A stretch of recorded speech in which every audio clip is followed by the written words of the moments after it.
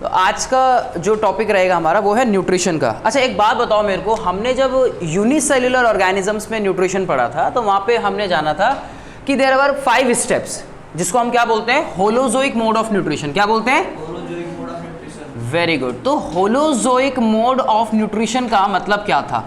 देखो holozoic mode का मतलब था जिसे हमने बोला कंप्लीट मोड ऑफ न्यूट्रिशन। और कंप्लीट मोड ऑफ न्यूट्रिशन जो होता है उसमें 5 स्टेप थे। कौन कौन से 5 स्टेप थे जिसे आपने बोला था? अच्छा इसके लिए हम वर्ड यूज करते हैं कंप्लीट मोड ऑफ न्यूट्रिशन। याद आया कुछ राज पिछले जन्म का?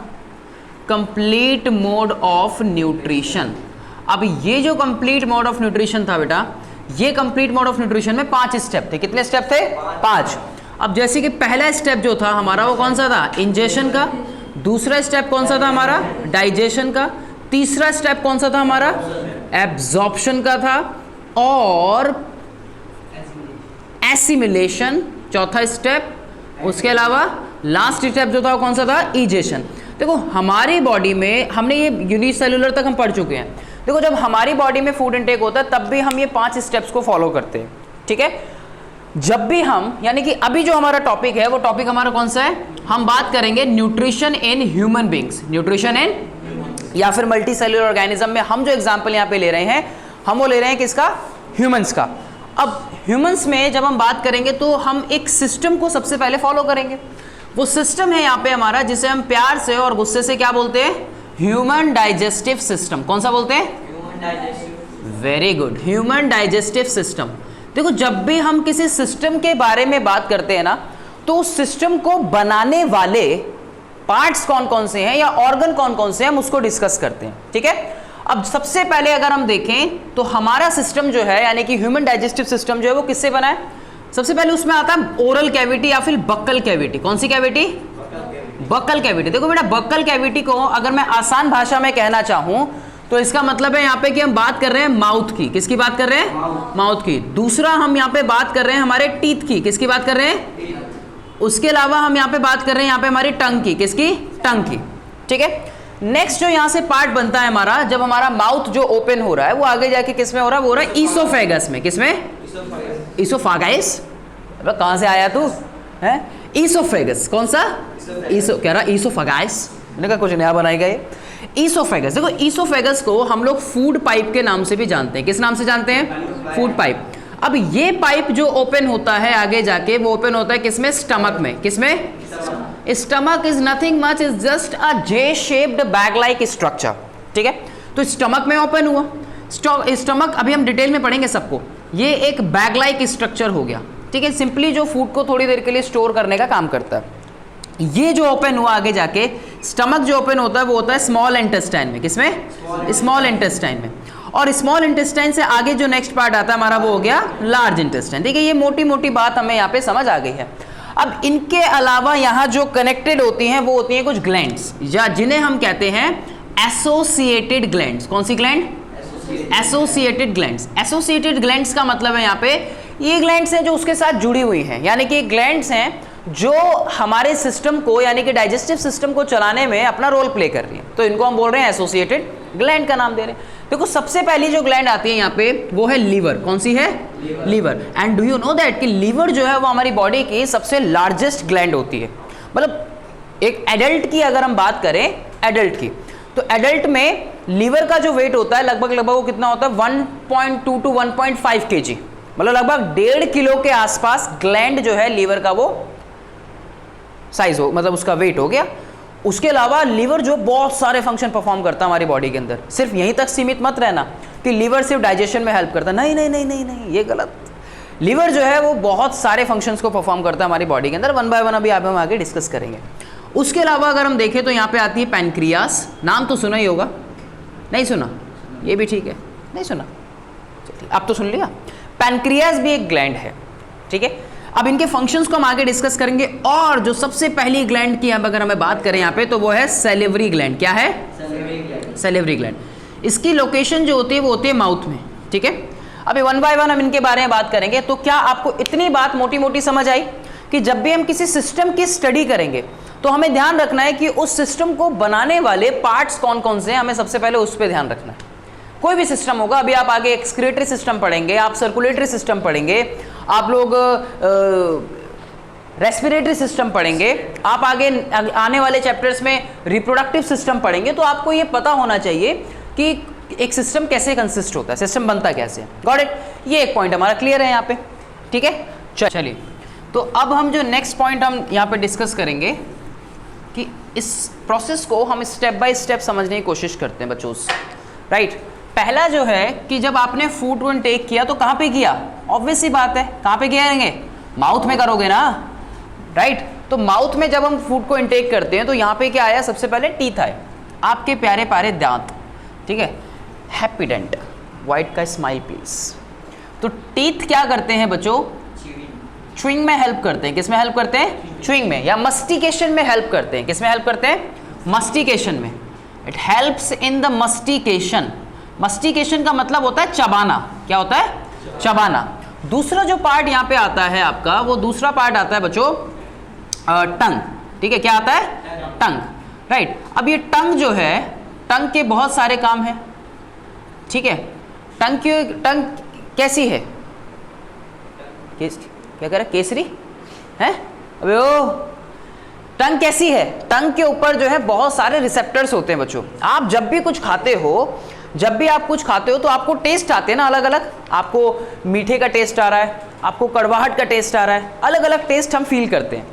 एक्चुअल में यहाँ पे कई ऐसे स्ट्रक्चर्स होते हैं, ऐसे पार्ट्स होते हैं जो हमें डिफरेंट टाइप के टेस्ट का पता लगाने में हेल्प करते हैं कि वो सॉर है, स्वीट है या बिटर है, कैसा है, राइट। उसके अलावा हमारी टंग पे कई रिसेप्टर्स भी प्रेजेंट होते हैं जिनकी वजह से हम आइडेंटिफाई कर पाते हैं कि ओहो चाय बड़ी गर्म है, ये कुल्फी तो बड़ी ठंडी है। कर पाते हो ना पता, राइट। तो वो रिसेप्टर्स ही होते हैं जो हेल्प करते हैं, जिन्हें हम बोलते हैं गस्टेटरी रिसेप्टर। क्या बोलते हैं? Gustatory receptor. हालांकि हम रिसेप्टर्स के बारे में आने वाले चैप्टर्स में पढ़ेंगे, कंट्रोल एंड कोऑर्डिनेशन में, बट अभी सिर्फ आपकी जानकारी के लिए। तो टंग सिंपली, हम एक काम तो ये है टंग का मोटा मोटा कि हमें टेस्ट का पता लगाने में हेल्प करती है। किसका पता लगाने में? टेस्ट का, ठीक है, सबसे इंपॉर्टेंट। उसके अलावा टंग जो है फूड को निगलने में भी हेल्प करती है। किसमें हेल्प करती है? फूड को निगलने में, यानी कि स्वेलोइंग में हेल्प करती है, ठीक है। स्वेलोइंग में हेल्प करती है, इसका मतलब होता है निगलना, फूड को निगलना। तो माउथ में टीथ का मस्टिकेशन हो गया, फिर टंग हो गया। इसके अलावा जो सबसे इंपॉर्टेंट काम है बच्चों यहाँ पे, वो है सेलेवरी ग्लैंड का। किसका है? वेरी गुड बेटा। सेलेवरी ग्लैंड आपकी जानकारी के लिए बता दूं, अरे अरे अरे मनोहर सुन तो सही। सेलेवरी ग्लैंड जो है बेटा, ये 3 पेयर में प्रेजेंट होती है। किस में प्रेजेंट होती है? 3 पेयर में। अलग अलग लोकेशंस होती हैं इनकी, ठीक है, यहाँ, यहाँ, इधर। तो there are different location, you will learn about it in your higher classes कि ये 3 पेयर में प्रेजेंट होती है बेटा। इन तीनों पेयर का एक सिक्रीशन होता है, यानी कि इनका जो कॉमन सिक्रीशन होता है, इन तीनों ग्लैंड्स का एक कॉमन सिक्रीशन होता है। और इस सिक्रीशन मतलब उसका स्राव, ग्लैंड्स रिलीज करती है ना सब्सटेंस को, तो जो भी ये केमिकल रिलीज कर रही है, इस तीनों का कॉमन सिक्रीशन जो होता है उसे हम कहते हैं सलाइवा। क्या कहते हैं? सलाइवा, जिसे आप अपनी राल कहते हैं। और आपको पता है, आपकी जानकारी के लिए बता दूं कि हम एक दिन में लगभग 1 से 1.5 लीटर के आसपास सलाइवा जो है वो प्रोड्यूस करते हैं। 1 से 1.5 लीटर, इतने अमाउंट में सलाइवा जो है, राल जो है हमारी, वो लगातार बनती रहती है। मोहित की तो वैसे भी बनती रहती है, कहीं छोले भटूरे देख के, कहीं रोड पे किसी को देख के, मतलब वो बनती रहती है उसकी। देखो इसलिए तो हाथ वाथ तोड़वा रखा है इसका, है ना? कहीं बर्गर देख के, कहीं मोमोज देख के, तो बनती रहती है ना, अभी भी बननी शुरू होगी इसकी। तो सलाइवा लगभग एक अप्रॉक्सीमेटली हम इतने लीटर बनाते हैं, ठीक है। अब इसमें क्या होता है, इनमें प्रेजेंट होता है एंजाइम बच्चों। ये बहुत इंपॉर्टेंट पार्ट है इस चैप्टर का जो मैं अब बता रहा हूं बच्चों। हमें एक टर्म सीखनी है सबसे पहले, एंजाइम। देखो सिंपली एक प्रोसेस होती है। प्रोसेस क्या है कि सेलेवरी ग्लैंड्स हैं, और सेलेवरी ग्लैंड ने क्या किया? सेलेवरी ग्लैंड ने रिलीज किया एंजाइम, ठीक है बेटा। उस एंजाइम का नाम आजकल मार्केट में जो चल रहा है वो है सेलेवरी अमाइलेज। क्या है बेटा? बहुत इंपॉर्टेंट बात बताऊंगा, अभी ध्यान रखना। सेलेवरी अमाइलेज, ये सेलेवरी अमाइलेज क्या करता है? जब ये किसी कॉम्प्लेक्स शुगर पे पड़ता है, किस पे पड़ता है? कॉम्प्लेक्स शुगर पे। यहां समझो जरा प्रोसेस को। मान के चलो कि ये कोई एक कॉम्प्लेक्स शुगर है, इस कॉम्प्लेक्स शुगर के ऊपर आया एंजाइम। कौन आया? और बेटा एंजाइम का नाम क्या है? Salivary amylase. बोलो अमाइलेज। बेटा ये क्या करता है, मान के चलो कि ये स्टार्च है, एक कॉम्प्लेक्स शुगर है, ये इसको सिंपल शुगर में ब्रेक करने में हेल्प करता है। किसमें? सिंपल शुगर में। आसान भाषा में समझे, एक एंजाइम है जिसका नाम क्या है, सेलेवरी अमाइलेज, जो कि किसके अंदर प्रेजेंट है, हमारी सलाइवा क्या है, कॉमन सिक्रेशन किसका, सेलेवरी ग्लैंड्स का। किसका? सेलेवरी ग्लैंड्स का। कितनी होती है ये?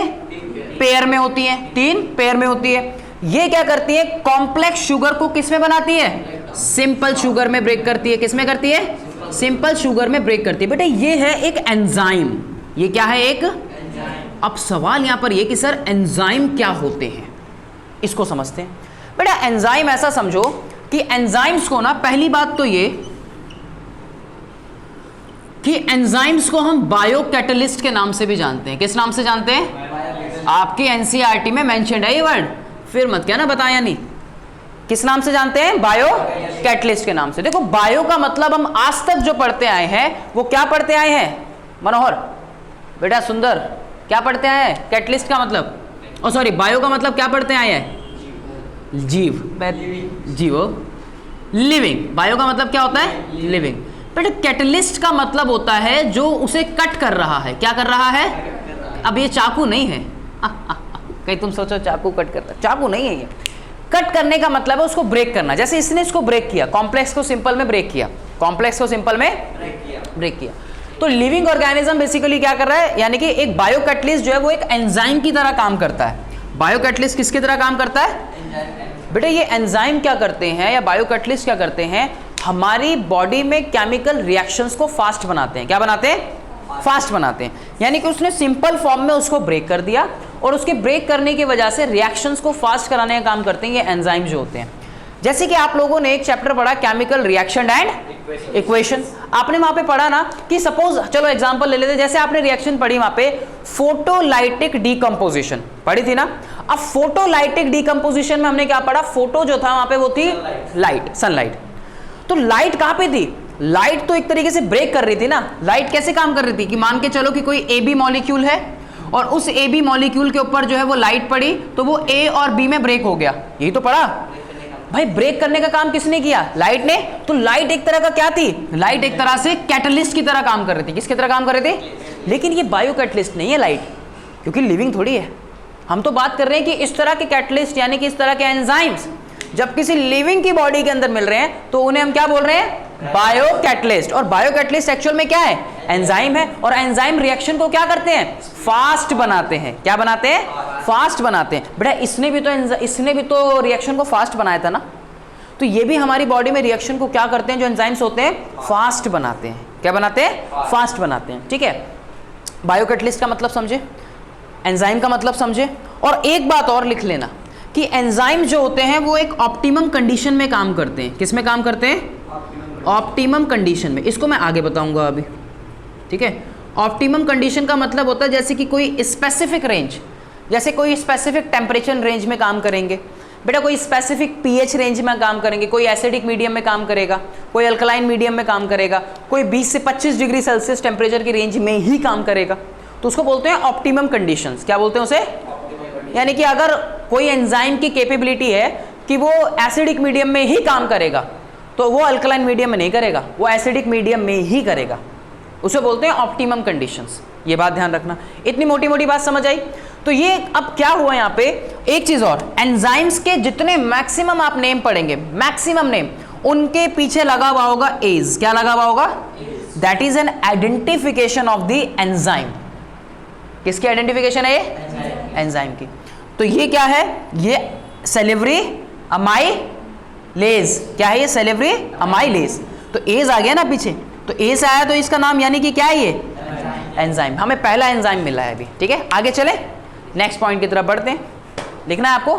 क्या बात है, शाबाश, जल्दी लिखो। आगे चले।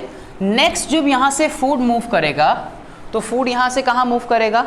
आगे की तरफ मूव करेगा।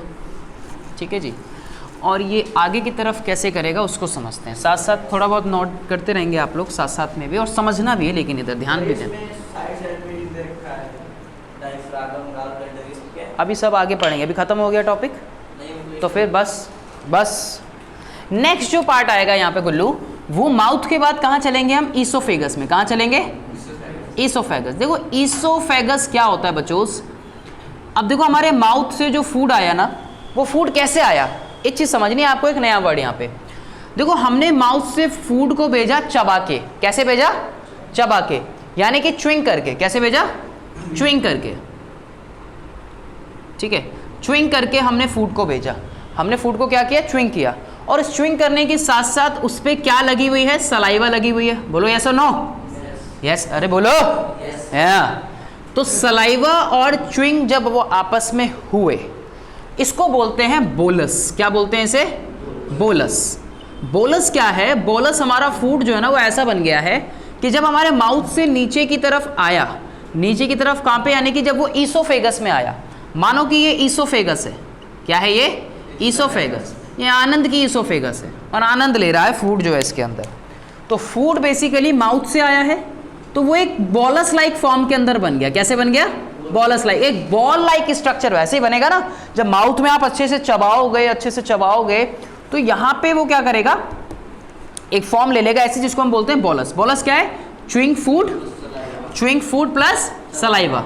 ठीक है बेटा, एक चीज और, हमने जो पिछला अभी देखा, जब फूड को हमने इनटेक किया तो वहां पे इंजेक्शन की प्रोसेस हुई, और जब हमने दांतों से उसे कट किया और जब सेलेवरी अमाइलेज उसके ऊपर मिला, तो दो काम हुए ना। एक आपने बोला कि कॉम्प्लेक्स शुगर से किस में ब्रेक हो गया? वो सिंपल शुगर में। तो यानी कि डाइजेशन का मतलब हमने क्या पढ़ा था लास्ट क्लास में, कि ब्रेक डाउन होना कॉम्प्लेक्स का सिंपल में, वही तो डाइजेशन है। यानी कि हम दूसरे स्टेप की तरफ बढ़ चुके हैं। पहला हुआ इंजेक्शन, जब हमने फूड को माउथ में डाला, और दूसरा कौन सा हुआ? डाइजेशन। तो यानी कि डाइजेशन की प्रक्रिया शुरू हमारे माउथ में होती है। डाइजेशन की प्रोसेस स्टार्ट कहां पे होती है? माउथ में। ये सवाल का जवाब हमें यहां पे मिल गया। अब ये फूड आगे कहां जाएगा? तो ईसोफेगस में हुआ क्या? ईसोफेगस से फूड जो है वो सिंपल बैग लाइक स्ट्रक्चर के अंदर पहुंचेगा। कहां पहुंचेगा? Simple bag like structure. और ये जो बैग लाइक स्ट्रक्चर है, इसे हम क्या बोलते हैं? स्टमक। क्या बोलते हैं इसे? स्टमक। और ये ऐसा माना जाता है कि एक जे शेप्ड स्ट्रक्चर बनता है। इसके भी फर्दर पार्ट्स होते हैं, जैसे कार्डियक है, फंडिक है, पाइलोरिक है, बॉडी रीजन है। वो सब आप लोग उतना डिटेल में यहाँ पे अभी नहीं पढ़ते। नॉलेज के लिए याद रख सकते हैं कि स्टमक के भी फर्दर पार्ट्स होते हैं, जैसे कार्डियक है, फंडिक है, पाइलोरिक है, या बॉडी रीजन है। ये नॉलेज के लिए सिर्फ, ठीक है, आपसे नहीं पूछा जाएगा सीबीएसई में। तो ईसोफेगस में हुआ क्या? ईसोफेगस में फूड की मूवमेंट होती है। क्या होती है? फूड की मूवमेंट, मूवमेंट ऑफ फूड होती है। और बेटा कहां से कहां को जाता है ये? ईसोफेगस से स्टमक। बेटा इस मूवमेंट को हम बोलते हैं पेरिस्टाल्टिक मूवमेंट। बड़ी इंपॉर्टेंट है। क्या बोलते हैं इसे? Peristaltic movement. क्या बोलते हैं बेटा? पेरिस्टाल्टिक मूवमेंट जो है, यहां सिंपली कॉन्ट्रैक्शन और एक्सपेंशन होता है मसल का। क्या होता है बेटा? Contraction and expansion. दो चीजें हो रही है यहां पे गुल्लूज, contraction and expansion of the muscle. क्या बोला मैंने? Contraction and the expansion of, अरे बोलो यार, हाँ कौन सी मसल? अरे यार सीधी सी बात है ना, फूड आएगा तो मसल को अपना रास्ता बनाना पड़ेगा ना, या ऐसी कुछ जाएगा नहीं तो नहीं, ऐसा नहीं होगा। तो फूड को जो रास्ता बनाना है उसी के लिए कॉन्ट्रैक्शन और एक्सपेंशन करती है, वो सिकुड़ती है और एक्सपेंड करती है। अंदर से होती है, तुझे देखा है कभी बाहर से होते हुए? कह रहे अंदर से होती है। नहीं नहीं, ये बाहर है हमारे, ये कह रहे अंदर से। अरे भाई मसल तो अंदर होगी ना, है ना गुल्लू? या नहीं नहीं नहीं, घबराना नहीं है, जो मर्जी सवाल पूछो। तो contraction and expansion of the muscle. Food हम आसानी से निगल लेते हैं। अब ये फूड कहाँ पे पहुंचा? ये पहुंचा हमारे स्टमक में। कहाँ पहुंचा? हमारे स्टमक में। ठीक है जी। बट स्टमक में क्या होगा महेश? स्टमक में सिंपली एक प्रोसेस होगी। स्टमक में क्या होगा? एक सिंपली देखो, स्टमक में निकलते हैं गैस्ट्रिक जूसेस। कौन से जूसेस? गैस नहीं, सबसे पहले यहाँ पे प्रेजेंट होती हैं गैस्ट्रिक ग्लैंड्स। क्या प्रेजेंट होती हैं? Gastric glands. Very good very good very good, you are selected for the test. बेटा आप टेस्ट के लिए तैयार हैं।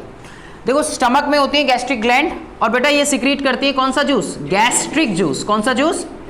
अरे नाम तो सुना ही होगा, बड़ी गैस बन रही है। ओ हो, गैस्ट्रिक जूसेस क्या काम करते हैं उसको समझेंगे। ग्लैंड, बेटा ग्लैंड क्या करती हैं? ग्लैंड को हिंदी में बोलते हैं जैसे ग्रंथियां। ग्लैंड्स हमारी बॉडी में दो टाइप की होती हैं, एक होती है एक्सोक्राइन ग्लैंड और एक होती है एंडोक्राइन ग्लैंड। आप पढ़ेंगे इसके बारे में, जब आप चैप्टर 7 पढ़ेंगे वहाँ पे पढ़ेंगे। ग्लैंड्स अपना सिक्रीशन करती हैं, ग्लैंड्स अपना सिक्रीशन करती हैं, ग्लैंड्स से कुछ केमिकल्स रिलीज होते हैं, ग्लैंड्स हार्मोन्स भी बनाती हैं, ग्लैंड्स एंजाइम्स भी बनाती हैं। हार्मोन तो नाम सुना होगा ना, इसको डिटेल में बेटा हम लोग डिस्कस करेंगे जब हम बात करेंगे चैप्टर 7 की, ठीक है। तो मोटा मोटा याद रखना कि ग्लैंड जो है ये ऐसे लोग हैं जो कुछ सिक्रीट कर रहे हैं, ठीक है, ऐसे लोग हैं जो कुछ सिक्रीट कर रहे हैं। Got it. अब यहाँ पे इतनी बात हमें समझनी है, मैं इसको हटा रहा हूँ यहाँ से जिससे कि हम आगे इसको समझ सकें। जल्दी से कर लो अगर नोट करना है तो, फटाफट से, साथ साथ नोट भी करते रहेंगे थोड़ा थोड़ा। देखो अब ईसोफेगस से फूड आगे कहाँ पहुँचेगा? स्टमक में, ठीक है, स्टमक में। देखो स्टमक में क्या है बच्चों, स्टमक में जो है हमारे गैस्ट्रिक जूसेस हैं। देखो गैस्ट्रिक जूसेस क्या होते हैं? गैस्ट्रिक जूसेस में हमें 3 बातों का मुख्य रूप से ध्यान रखना है। देखो बेटा गैस्ट्रिक जूसेस जो हैं, सबसे पहले अगर हम इसमें बात करें तो वो आता है HCl। क्या आता है? ठीक है, HCl, हाइड्रोक्लोरिक एसिड। दूसरा आता है यहाँ पे पेप्सिन। क्या आता है? पेप्सिन। और तीसरी आती है यहाँ पे म्यूकस। क्या आती है? म्यूकस। 3 बातों का ध्यान रखना है हमें। देखो HCl क्या होता है? Hydrochloric acid. HCl का काम है बहुत इंपॉर्टेंट, HCl का काम है बहुत इंपॉर्टेंट। देखो पहला इंपॉर्टेंट काम यह है कि मोहित जो गली के कोने पे खड़े होकर दबादब गोलगप्पे पेल रहा है, दबादब मोमोज खा रहा है या कुछ भी खा रहा है, घर में भी खा रहा है, तो उसके साथ उसके जर्म्स बैक्टीरियाज बेटा हमारे साथ अंदर जा रहे हैं, जा रहे नहीं जा रहे बेटा? यहाँ पे हमारे आसपास लाखों हजारों बैक्टीरियाज हैं, जर्म्स हैं, वायरसेस हैं, बहुत सारी चीज़ें, पैथोजेंस हैं। Pathogens are the disease causing agents. वो हमारे फूड के साथ हमारी बॉडी के अंदर एंटर कर रहे हैं। गए ना अंदर, अब अंदर गए तो अब कुछ ऐसे हैं जो रेस्पिरेटरी ट्रैक के थ्रू कर रहे हैं, कुछ ऐसे हैं जो फूड के थ्रू माउथ के साथ कर रहे हैं, ठीक है, और हवा से भी माउथ के थ्रू अंदर जा ही रहे हैं। अब होगा क्या कि HCl क्या करता है? HCl सबसे पहले उन्हें किल करने का काम करता है। क्या करता है? किल करने का काम करता है, किल जर्म्स, जर्म्स को किल करता है। दूसरा जो इंपॉर्टेंट काम है बेटा, ये जो पेप्सिन है ना, ये क्या है? एक एंजाइम है। क्या है ये? एक, अभी हमने बात की थी ना एंजाइम की। ये एंजाइम क्या करता है? ये वो एंजाइम है जो प्रोटीन डाइजेशन में हेल्प करता है। किसमें हेल्प करता है? भाई जोर से बोलो। प्रोटीन डाइजेशन में हेल्प करता है। किसमें हेल्प करता है? प्रोटीन डाइजेशन में ये एंजाइम हेल्प करता है। कि मैंने क्या कहा था? मैंने कहा था मैक्सिमम एंजाइम जो होंगे, ज्यादातर एंजाइम जो होंगे, उनके लास्ट में नाम में क्या आएगा? एज। क्या आएगा? एज। इसमें नहीं आया, कोई दिक्कत नहीं, ठीक है। मैंने कहा था ज्यादातर में आएगा। बेटा ये क्या करता है मैं आपको बता दूं कि ये HCl जो है ना, ये एसिडिक मीडियम देता है। कौन सा मीडियम देता है? HCl provide acidic medium. कौन सा मीडियम? Acidic medium. बेटा ये जो एंजाइम है ना, ये एसिडिक मीडियम में ही एक्टिवेट हो पाता है। कौन से मीडियम में? अभी थोड़ी देर पहले हमने एक वर्ड लिखा था यहाँ पे कि ऑप्टिमम कंडीशन। कौन सी कंडीशन? बेटा ऑप्टिमम कंडीशन का मतलब यहाँ पे ये है कि ये पेप्सिन जो है ये कैसे मीडियम में एक्ट करेगा? एसिडिक मीडियम में एक्ट करेगा। कैसे मीडियम में एक्ट करेगा? अगर एसिडिक मीडियम नहीं मिलेगा तो ये काम नहीं करेगा, और जैसे एसिडिक मीडियम मिला भाई सब काम शुरू सिर्फ 6 सेकंड में। अरे अभी इनो पे भी आएंगे। तो ये काम शुरू कर देता है अपना, जैसे इसको एसिडिक मीडियम मिलता है 6 सेकंड में। तो ये मिल गया इसको। ये प्रोटीन का डाइजेशन में हेल्प करता है, प्रोटीन डाइजेशन में हेल्प करता है। अब दूसरा जो है यहाँ पे फिर आती है म्यूकस। बेटा म्यूकस क्या करती है? म्यूकस एक मेम्ब्रेन है। म्यूकस क्या है? एक, ये बेसिकली प्रोटेक्शन देती है। क्या देती है? प्रोटेक्शन। ये प्रोटेक्शन देती है इस एसिडिक मीडियम से। बेटा एसिड है, स्ट्रॉन्ग एसिड होता है, pH लगभग 1 to 2 स्ट्रॉन्ग है। तो ये तो एसिड अगर हम छोटा सा कहीं अगर किसी हाथ पे भी डल जाए, एक छोटा सा एग्जांपल जैसे टॉयलेट क्लीनर भी है, बट टॉयलेट क्लीनर को अगर आप कहीं एसिड डाल दो तो देखा कैसे क्लीन हो जाता है, और उसके अंदर भी उतना स्ट्रॉन्ग एसिड नहीं है। ये मैं कह रहा हूँ कि ये बहुत स्ट्रॉन्ग फॉर्म में एसिड जो है, तो आपकी मेम्ब्रेन को गला ना दे, आपकी मेम्ब्रेन को खराब ना कर दे, तो उसे बचाने का काम कौन करती है? म्यूकस मेम्ब्रेन, है ना। अच्छा कई बार हम लोगों ने ऐसा सुना है कि जब से हम फील करते हैं कि आपने सुना होगा कि यार बड़ी एसिडिटी हो रही है, ऐसी हो रही है, सुना है ना एसिडिटी। तो एसिडिटी होने का कारण क्या है? एसिडिटी होने का कारण क्या है? ऐसी हो जाती है, क्या कह रहा है? ऐसे देखो कई बार हम क्या करते हैं कि हमने ओवर ईटिंग कर ली, मान के चलो हमने ओवर ईटिंग कर ली, यहाँ तक खाया खूब अच्छे से और अभी भी मन नहीं भर रहा और खा लें। तो ऐसे में क्या होता है कि देखो जब हमारा फूड अंदर जा रहा है तो उस पर एसिड तो एक्ट करेगा ना, करेगा नहीं करेगा। एसिड उसके ऊपर ऐड करेगा, एसिड आएगा। तो इनडाइजेशन एक प्रोसेस होती है या एक पार्ट होता है इनडाइजेशन, यानी कि डाइजेशन ठीक से ना होना। एक है डाइजेशन और दूसरा क्या है, इनडाइजेशन। तो बेटे जब आप मान लो आपने सुबह खा लिए छोले भटूरे, शाम को खा रहे हो आप नान, फिर भी आप मोहित का मन नहीं भरा, फिर कह रहा है कि नहीं भी तो मेरे को स्नैक्स भी खाने हैं, मतलब स्नैक्स है ना। तो उसके बाद भी तो कह रहा है यार अभी तो मीठा भी चाहिए, सारा दिन लगा पड़ा यहाँ तक बिल्कुल, फिर कह रहा है कि कुछ एसिडिटी हो रही है। जब आपने फूड इतना इनटेक कर लिया तो एसिड भी तो उसी अमाउंट में रिलीज होगा ना इसको डाइजेस्ट कराने के लिए, प्रोटीन को। तो कई बार क्या होता है कि वो एसिड जो है ना हमारा ऊपर की तरफ आने लगता है। जब एसिड बहुत ज़्यादा बन जाता है ओवर ईटिंग की वजह से भी, तो इनडाइजेशन की प्रोसेस होती है, वो एसिड ऊपर की तरफ आने लगता है। जो वो एसिड हमारे यहाँ चेस्ट की तरफ आता है तो हमें फील होती है बहुत ज़्यादा एसिडिटी, फिर हमें खट्टी खट्टी जैसे डकारें आती है ना, उसे बोलते हैं चेस्ट बर्न। क्या बोलते हैं, चेस्ट बर्न। तो यहाँ बर्निंग सेंसेशन होती है। कभी आपने घर में सीनियर्स को कहते हुए सुना होगा कि बड़ी एसिडिटी हो रही है। वो बड़ी एसिडिटी का मतलब क्या है, यानी कि वो चेस्ट बर्न हो रहा है उन्हें ओवर ईटिंग की वजह से, या कुछ ऐसा फूड खा लिया जो टाइम लेता है डाइजेस्ट होने में। क्या लेता है, टाइम लेता है डाइजेस्ट होने में। ठीक है, तो ये कंडीशन है जो हमें यहाँ पे समझनी है बच्चों। तो ये म्यूकस जो है बेसिकली प्रोटेक्शन मेम्ब्रेन होती है। कैसी मेम्ब्रेन होती है, ये 3 काम हमारे यहाँ पे होते हैं, किसमें, इस एसिड के अंदर। अब क्या होता है कि हमारे स्टमक में जो फूड होता है बेटा एंजल, वो एक सेमी सॉलिड फॉर्म के अंदर होता है। कैसी फॉर्म में, अब हमारा फूड जो है वो सेमी सॉलिड बन गया। कैसा बन गया, सेमी सॉलिड। कैसा बन गया, इस सेमी सॉलिड फूड को आगे लेके जाना है। कहाँ लेके जाना है हमें, आगे। यहाँ फर्स्ट पार्ट होता है जिसको बोलते हैं डिओडेनम। किसका पार्ट है ये, स्मॉल इंटेस्टाइन का। क्या, किसका पार्ट है, पहला पार्ट होता है डिओडेनम। ठीक है, अब हम आगे की प्रक्रिया समझते हैं कि स्मॉल इंटेस्टाइन में क्या होगा।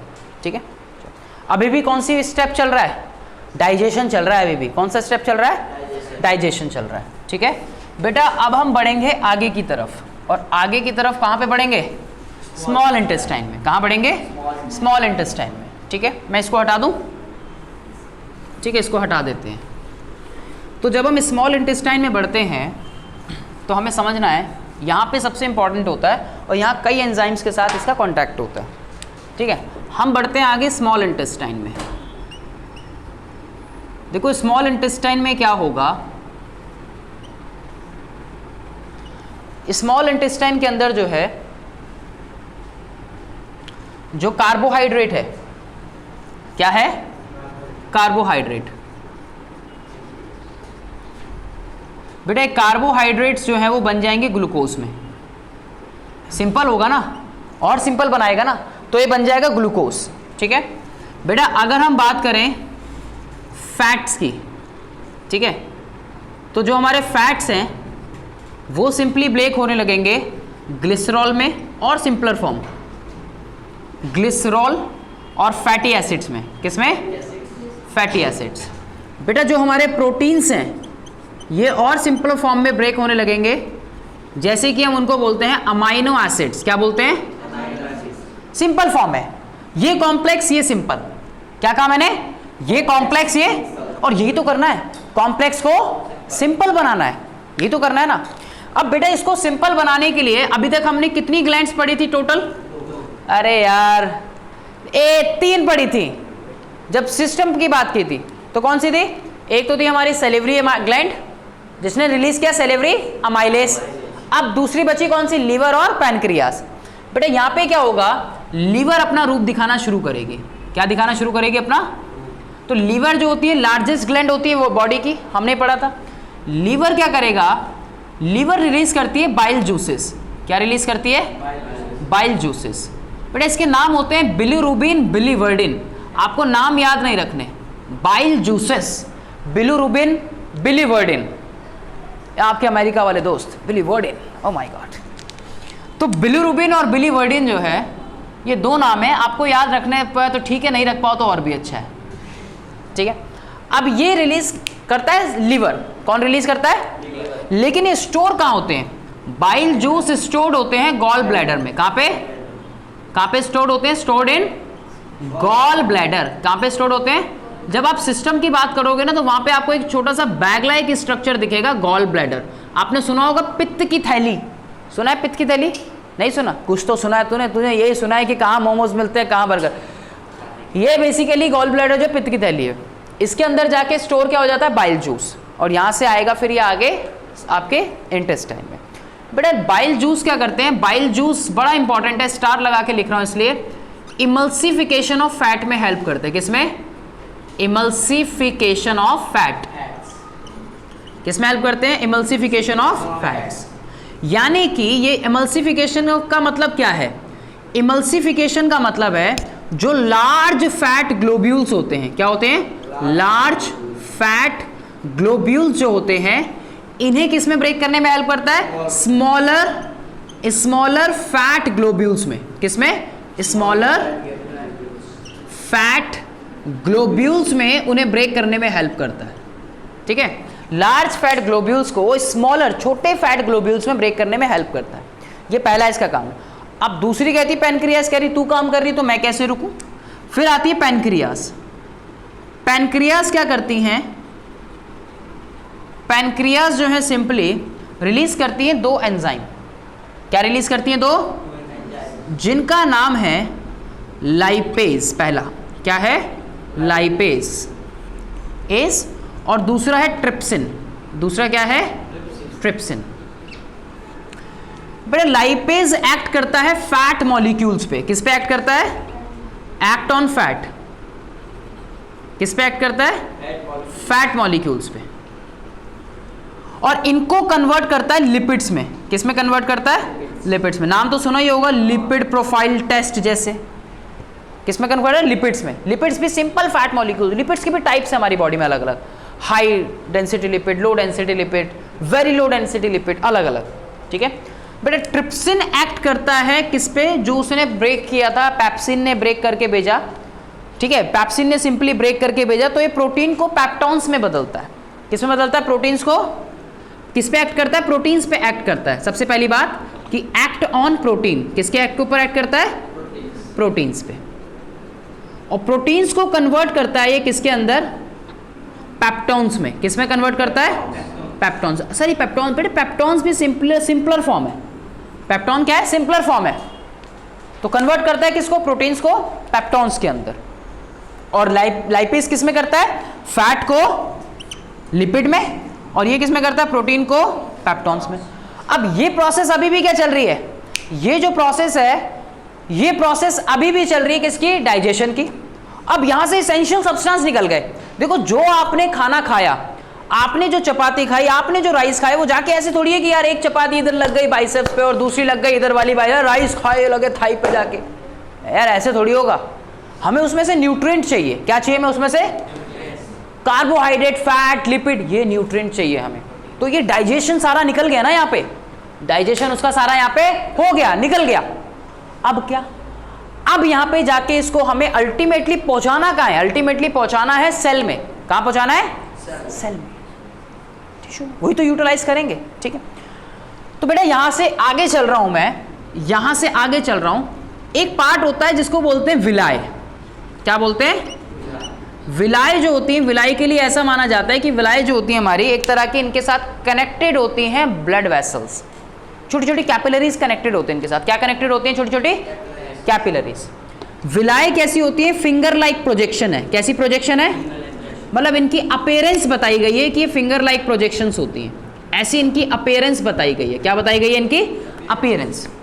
बट एक्चुअल में क्या है? ब्लड कैपिलरीज हैं एक तरह की। क्या है? एक तरह की, इनके साथ कनेक्टेड है। तो ये जो निकला है, ये जो प्रोटीन और फैट वगैरह निकले हैं, ये क्या करती हैं? विलाय करती हैं अपने सरफेस एरिया को इंक्रीज। क्या करती हैं? Increase their surface area. किसको इंक्रीज कर रहे हैं? अपने सरफेस एरिया को। और सरफेस एरिया को इंक्रीज करने का कारण है क्या? क्या कारण है? मैक्सिमम एब्जॉर्प्शन कर सके, ताकि क्या कर सके? मैक्सिमम एब्जॉर्प्शन ये कर सके, इसलिए अपने सरफेस एरिया को क्या करती हैं? बढ़ा देती हैं। कहती है आओ जो निकला मेरे को दो, दो भाई मेरे को दो जो निकला। कार्बोहाइड्रेट सिंपल बनाए मेरे को दो, ग्लूकोज बनाए तो, अमाइनो एसिड्स बनाए मुझे दो, लिपिड्स बनाए मुझे दो। क्यों? ताकि मैं इसको आगे ट्रांसफर कर सकूं।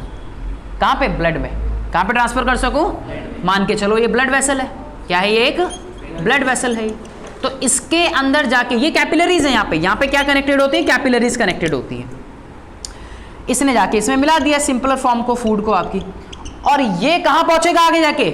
सेल्स तक। कहाँ पहुंचेगा?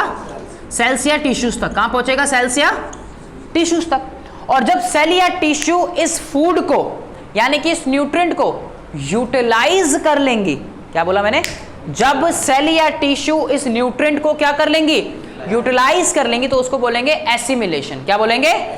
एसिमिलेशन। हो गया एसिमिलेशन, समझे? अब जब एसिमिलेशन हो गया तो जो भी एक्सेस फूड बचा, मैं यहां आ रहा हूं बेटा, अब जो भी एक्सेस फूड बचा यानी कि जो एक्सेस फूड बना यानी कि जो आपका वेस्ट बना, वो वेस्ट कहां चला जाएगा? लार्ज इंटेस्टाइन में। कहां चला जाएगा? लार्ज इंटेस्टाइन में। कहां चला जाएगा? तो लार्ज इंटेस्टाइन में क्या क्या होगा? एक तो वेस्ट बनेगा, उसमें वेस्ट रिमूव हो जाएगा। दूसरा एब्जॉर्प्शन होगा एक्सेस ऑफ वाटर का। किसका? वाटर का एब्जॉर्प्शन होता है लार्ज इंटेस्टाइन में। ठीक है, अब सवाल यहां पर ये खत्म, डाइजेशन हो गया, एक्सक्रीशन हो जाएगा यहां से एब्जॉर्प्शन हो गया, यहां से एसिमिलेशन हो गया, और डाइजेशन तो यहां तक चल ही रहा था। अभी 5 स्टेप हो गए। अब लार्ज इंटेस्टाइन और स्मॉल इंटेस्टाइन को स्मॉल और लार्ज क्यों कहते हैं? सवाल यहां पर ये, आपको पता है स्मॉल की लेंथ ज्यादा होती है as compare to large. Small की लेंथ ज्यादा होती है एज कंपेयर टू लार्ज, तो फिर उसको स्मॉल क्यों कहते हैं?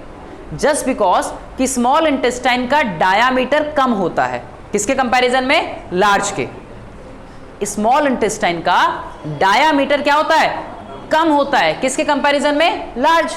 इसलिए उसको क्या बोलते हैं? Small intestine. लेकिन लेंथ किसकी ज्यादा है? स्मॉल इंटेस्टाइन की लेंथ ज्यादा है। किसकी ज्यादा है? स्मॉल इंटेस्टाइन की। तो बेटा ये थी हमारी पूरी प्रक्रिया डाइजेशन की।